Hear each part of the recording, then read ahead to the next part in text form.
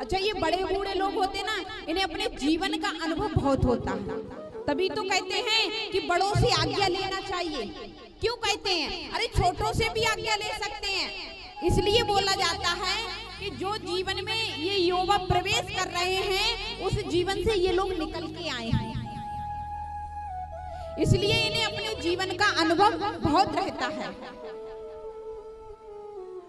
बड़े ध्यान से सुनना माताओं, एक जगह बारात गई,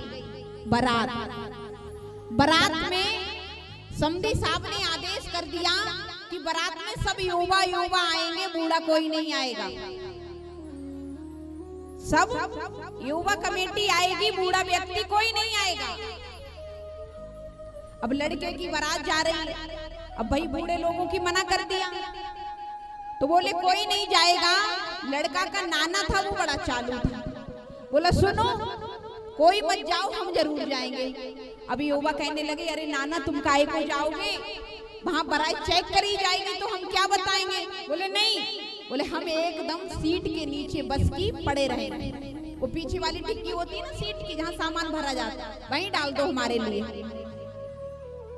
डाल दिया, बारात चली गई।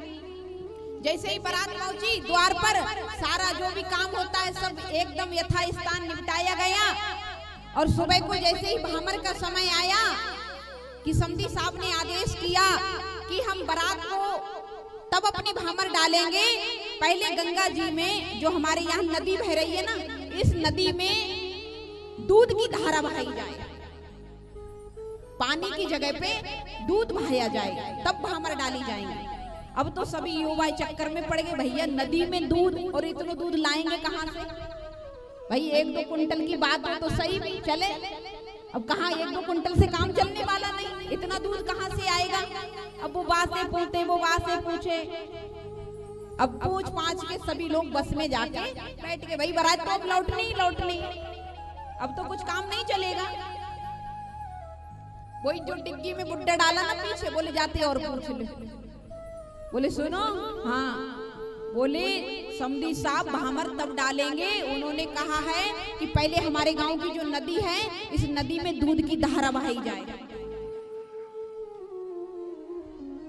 बड़े बूढ़े एकदम डिग्गी में से निकले, अपने कपड़ा झारे, अंगोछा झारो। बोले क्या कौन सी बड़ी बात है। बोले क्यों। बोले वो समधी साहब से कहो कि जाओ पहले नदी को खाली कराया जाए, पहले नदी को खाली कराया जाए। एक व्यक्ति दौड़ा युवा गया और कहने लगा साहब पहले नदी को खाली कराओ, उसके बाद हम दूध की धार छुड़वाएंगे। समधी साहब बोले जरूर बारात में कोई बूढ़ा आया।